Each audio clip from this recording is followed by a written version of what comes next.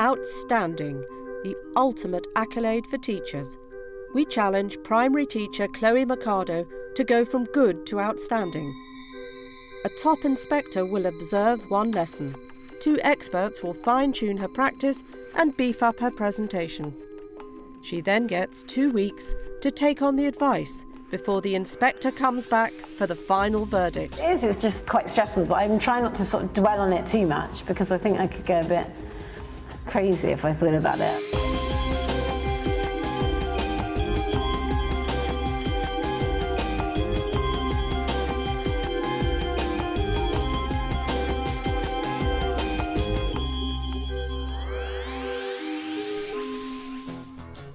Belmont Primary is a 2-form entry school in West London. Chloe Mercado has been teaching there for 2 years. I really enjoy teaching. I really enjoy being with the children. It's a lot of hard work, but it's a lot of fun. The school rates her teaching as good. I'm really delighted with her. She's very quickly understands what being a class teacher is all about. I think she's got a great sense of humour, and that communicates with enthusiasm. Chloe is teaching a Year 2 class and will focus the Good to Outstanding challenge on her science lessons. Turn around, face me. Elysia, Lucy D, Jamie. My class are just a really lovely bunch of children. They're really enthusiastic about all our topics. They're an absolute pleasure to teach. She helps us say what we have to do, and if we don't know how to spell something, she would help us spell it, stuff like that. It feels really good to be one of her pupils because she's such a great teacher. She tells you things in a way that it would be the easiest way possible for us to know. I think for me, the key thing that I really want to develop is just being completely confident and happy to take things wherever they go in a lesson, rather than feeling I've got to stick to the plan rigidly. Will you please make sure your books are closed and in a neat pile? It's the morning of her observation. Trying to get my head around everything, basically. Just sort of trying to stay calm so I can remember everything. But no, nervous, definitely nervous. With hundreds of observations under her belt, School Inspector Claire Gillies leads inspection teams up and down the country. She certainly knows an outstanding lesson when she sees one. I'm at Belmont Primary School to see Chloe Mercado teach Year 2 science. Chloe has a 65-minute lesson to impress our inspector.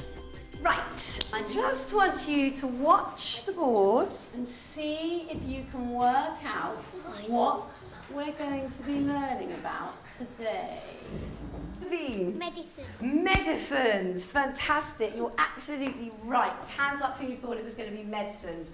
Brilliant. When you talk to young people, they'll practically always highlight the teacher's enthusiasm is key to them enjoying and feeling they're really learning well in a lesson. Does anybody recognise any of the medicines on here?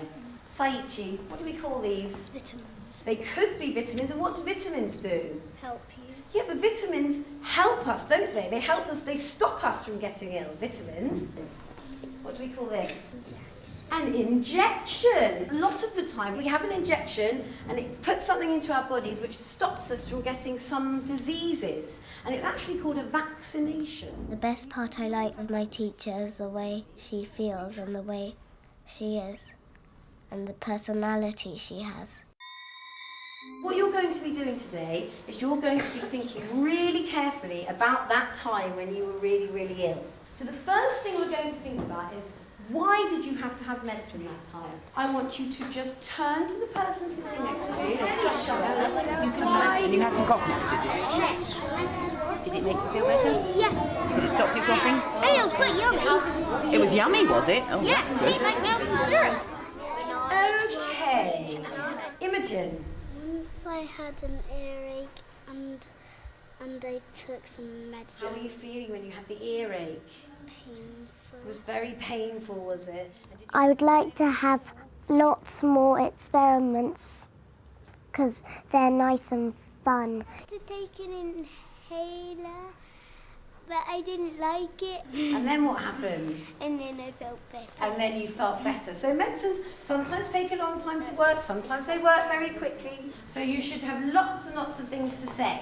So first of all, you're thinking about why you were ill, how you were feeling. Then you were thinking about all the people, Tom, that helped you. And then on the back, how did you take your medicine? What type of medicine was it? And finally, how did it make you feel? Okay, what I want you to do is I want you to draw a picture to show you being ill. And then you can do some writing, you two, to go with it. Oh, you were dehydrated. Goodness me.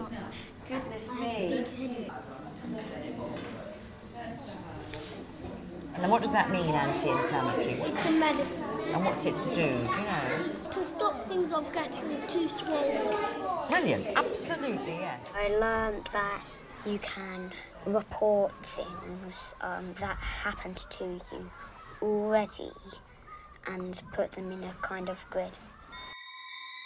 Bailey, why did you need to take medicine? What's in your first box? Why did you need to take medicine? Tummy bug. You had a tummy bug. Okay, brilliant. Thank you, Bailey. We were talking about the type of medicine that you had. Luke.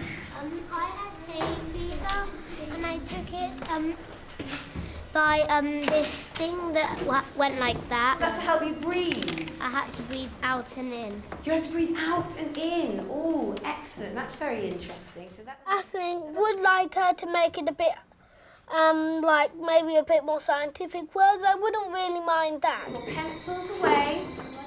So how did Chloe perform? Chloe, thank you very much indeed for letting me join that science lesson. I'd like to start straight away by saying that I think some of your generic teaching skills are really good, and there's lots of lovely touches and techniques going on, listening and sharing. Wonderful. Yeah. So if you stand back from the lesson, how did you feel it went? I think, you know, the learning intention was the role of medicines, and obviously it's vast. I think possibly, you know, there are things I kind of thought afterwards, I didn't sort of go into much detail about that, maybe I should have done. I think you've hit the nail on the head, really. And I suppose if I look at the shape of the lesson in terms of actually what amount of content we got out of it, we were on the carpet for quite a long time. We were. Good half hour almost. Yeah. And I have to say, I totally support starting from their experiences, building on that. But if you stand back and look at the science content as to how much new science did they learn, I think with those super receptive, willing pupils, they could learn more. Right. The actual vocabulary, which was rich around the room, wasn't rich brought together. Yeah. I mean, anti-inflammatory, jolly difficult to spell. I had to think about, and cough and all those really ones. And possibly where we could have really gone a bit more to town was the really significant difference between preventative medicine and curing. Okay. Because the word vaccination skimmed past the horizon. Again, difficult one to spell, could have gone on the board. Yeah. It's always the whole skill of, isn't it, of teaching science to young ones is the clarity they need, keeping it very simple for them, but equally not so simple that you might be sowing a seed of confusion in the future. Yeah. But they're a joy to teach, Yes. and I think they're ready to go further in subject content. Yes. Well, thank you very much again. Thank you. I'm really, really pleased that generically she thinks my teaching is good. I'm slightly disappointed the actual kind of content of the lesson didn't go slightly better, but also a lot to learn from it, which is great, which is, what it's all about. The inspector highlighted Chloe's need to sharpen up the science content in her lessons while building in challenges for the most able pupils. With the first observation now behind her, it's time to bring on the experts. To boost Chloe's progress, help comes from voice and communications coach Ulrika Schulte-Bauklo and primary science consultant John Stringer. They start by watching Chloe's lesson. Medicines, fantastic, you're absolutely right. I generally think she really tries to make things cheerful, colourful. Yeah, the vitamins help us, don't they? She's obviously enthusiastic about the subject, which is not an easy one to teach, but she hasn't actually done the story preparations necessary to have had a clearer structure. How do we know what order these boxes go in? I notice she really suffers with her voice, and try to help her, particularly with her gestures. I would like her more to reach into the room and to make herself more felt to all of them.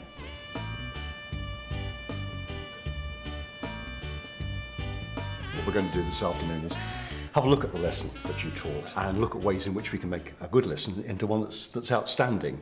And I think one of our concerns is that it was a bit on the sort of science light side. Yes, to an extent, I was perhaps relying on the knowledge that I have. A lot of science is not common sense. Yeah. And many of us grow up with a common sense understanding of science, which Yeah. gets us by. Yeah. But actually, when you apply it, particularly to what the children are doing in the classroom, it doesn't necessarily fit. So one of the things that I think is important is to ensure that you have got the factual knowledge at your fingertips. Yeah. I mean, the thing that I felt that would have made a real difference was to have got your facts in order and to told the story. Okay.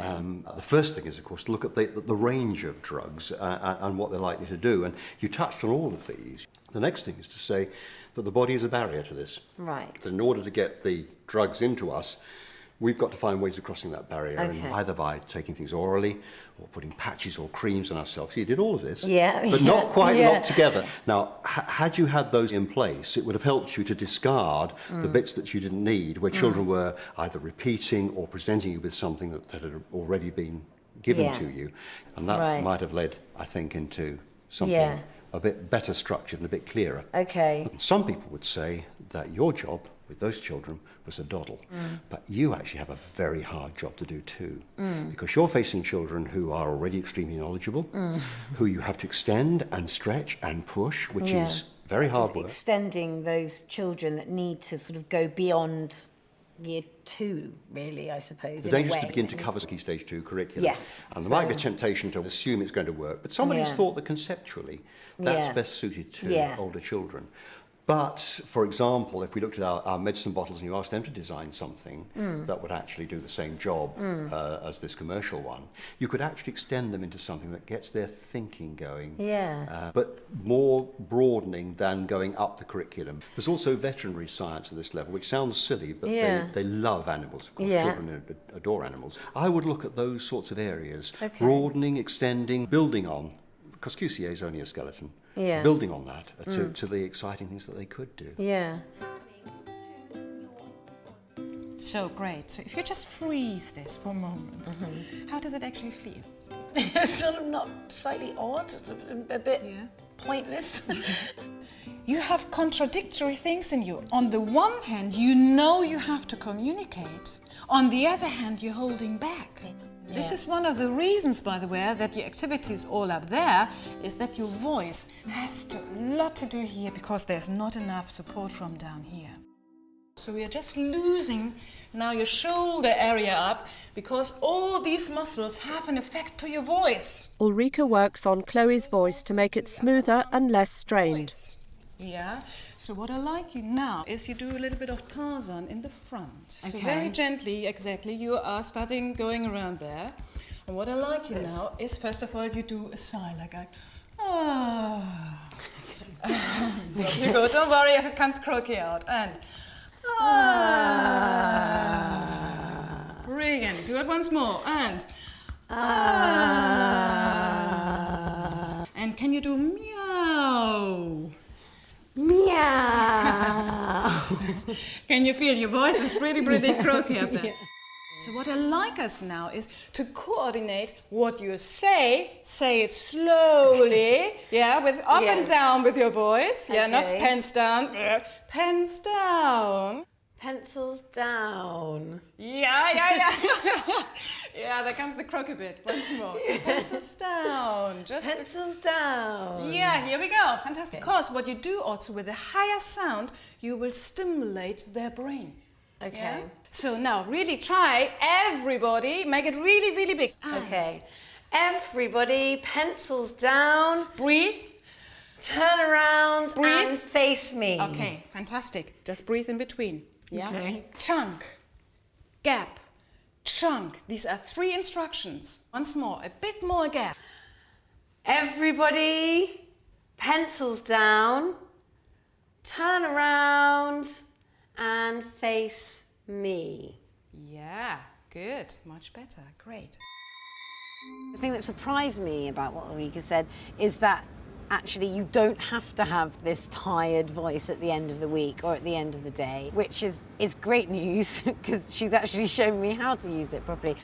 So, with Chloe's final observation just weeks away, it's back to the classroom to put all that advice into action and raise her game. You will see that our new science topic this term is called forces and movement. I'm using forces. What's happening, Bailey? In terms of what I'm working on, the structure of the lesson, I was really thinking about. At the end of the day, I basically wanted them to know that pushes and pulls are forces. I'm going to try again. And that there are different actions you can use to create a push or a pull force. You're both standing up. Marco, you're pulling. I can plan the structure of the lesson. So when it comes to my gestures and my voice, it's something I need to think about at the time. Every chair should be turned around and it should be facing me. I think it's certainly still a work in progress. So I'm just still working on everything, really. Chloe and Deputy Head Verity Coates reflect on last week's observation. You're taking all the feedback now, but Yeah. you're not writing any other sort of suggestions. You've got questions, but not keywords. Yeah. No, I should have been writing a lot of that down and all of the vocabulary, so we could have come back to it and looked at it. Yeah. And I think that's another way, actually, where you move them on from what they already know, because then they can use a word that they might not have known what it meant. They might have known what it was. Yeah. And particularly if you're more able, I think, that they actually start to use some of the technical vocabulary. They're understanding it a little bit better. Yeah. Rather than just reporting it. I watched the first observation lesson. It's so weird. It's like watching somebody else. That's what's so strange about it. Do you watch it and think, right, things that you don't think you do? Or I was literally, literally at one point I was like this. Things that Ulrika did with me, I am much more aware of it all the time. I suddenly think I'm doing it now. I'm doing it all the time. What was that? A push force? With 1 week to go before her final observation, Chloe is upping the science content while keeping in mind the ability range in her class. Which one do you have to use more force for? Pushing up or pushing down? So, your learning intention today is to describe the forces used when objects are moved. I had a lot of vocabulary up today. I tried to use it and introduce the words whilst I was teaching. I was expecting some of them to be writing sentences where they're talking about a powerful or gentle force, which direction it's gone in, and why. Where some of them would be drawing a picture of themselves. The work they were producing is where the differentiation came into it, I think. Naveen, Aditya. Right. I want my truck to move. But I don't want any of us to actually push it or pull it ourselves. Ellie. You could blow it. Could we blow it? I'll tell you what, we can't blow it ourselves. On a hill, and then it'll sort of like go down. He's cracked it. Go. Oh, hi, John, it's Chloe. How are you? With Judgment Day looming, Chloe gets some last-minute advice from John Stringer. Did you use a ramp as well? I did. At the end, we all sat round again, and I got a ramp and a truck, and I asked how we could make it go down. What's happening next? Well, then next is investigating how to make it go further. So changing the angles. Right, because once you use the ramp, could lead you into your very first graph. But for this age of children, for your youngsters, they're best, I think, to look at a bar chart. Some of them could literally make the table up with a Draw the actual table. Yeah, some of them might need the table prepared for them with maybe the headings on. Yeah. Yeah. Okay, thanks, John. Bye. Dancers, you need bare feet. Okay? Right.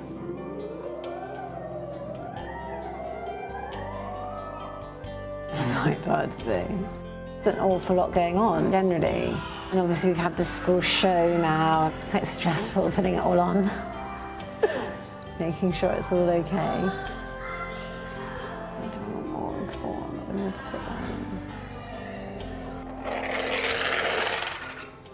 I'm just checking that everything I think is going to happen does actually happen. It's got the potential to be a really good lesson, and and I've hopefully brought everything that I've learned and talked to people about into it, and hopefully it will come together. The day of Chloe's final observation has arrived, and Claire Gillies is back. With all the expert advice and hard practice behind her, will Chloe move from good to outstanding? Forces of movement. Now, here's the car, here's the ramp. I was wondering, how could we change the distance that the car travels? Have a little think about it quickly. It's like bumpy on those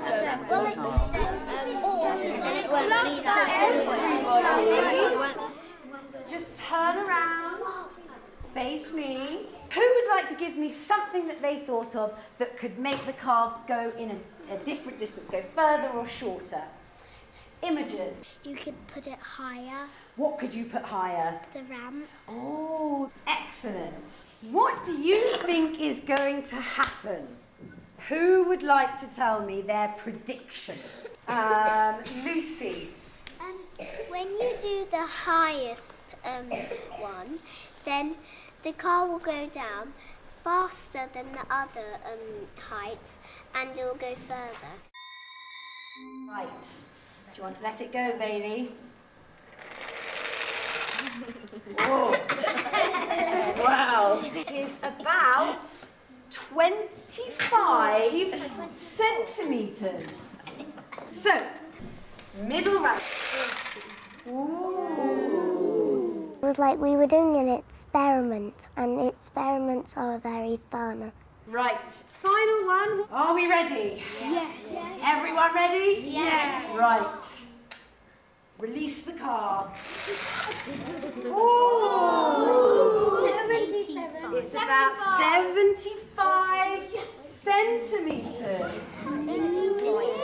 Hands up. Who made a correct prediction? Oh, wow. It was my favourite part because I guessed and I got it right.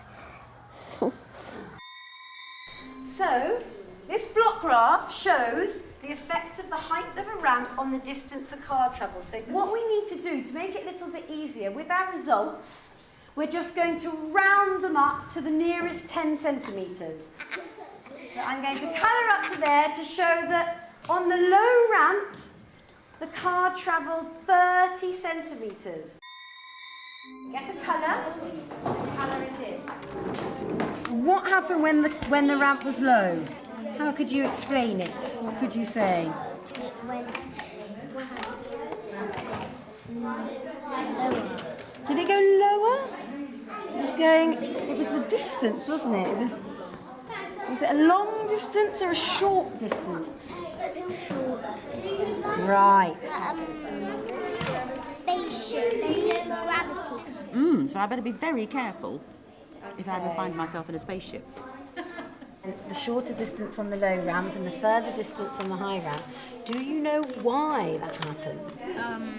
Pull force. It's a pull force. Excellent. And what happened to that pull force when the ramp went higher? It got Bigger. It's a greater force, isn't it, that was pulling it more. Who thinks they can tell us what happened? Alex. When we put the ramp the highest height, the car went furthest with a harder pull force with gravity too. Excellent, Alex. So that pull force that's working when the car comes down is gravity. I thought it was fun, and I learnt that if you didn't have gravity, we would just go flying off to space. Thank you very much for letting me join. I enjoyed that a lot. They were all excited, and there was such a lovely sense of sort of fun. You know, it was a very, you were making science really enjoyable for them, as well as getting them to think. And I think we can sort of look for little sparkles of sort of more outstanding practice. Yeah. I think in that lesson, I really felt that certainly you've made a sort of several strides forward in the scientific content of the lesson. But why I feel that it wasn't quite there yet was because we have got some very bright, scientifically interested pupils in your class, and for them I think it was too easy. And I was also interested in why we rounded up. It was really because so that some of the children, it would be a sort of exact measurement for them on the block graph. And you see, some of your differentiation is great. You know, the way you'd prepared the sheets was slightly different. I think now the real skill is to extend your differentiation. So we could have actually talked about, perhaps those of you who feel really confident to find the right number could just use that column. If you find it hard to plot the exact number, then go for the rounded up and see what happened. But at the end of the lesson, we have to celebrate that practically all of them had written a sentence that really showed understanding. And I think all your natural generic teaching skills, which you really have got a cartload, it's wonderful, with more and more science content and confidence, and then you are going to be delivering some really wonderful science lessons, and I feel you've certainly taken a real step towards that. I didn't necessarily think that I was in a few weeks going to go from being a good teacher in science, you know, to being an outstanding teacher, but I've certainly learned things which could make, you know, to help me to get there. And some of those came through, and some of them, you know, are still there to be worked on.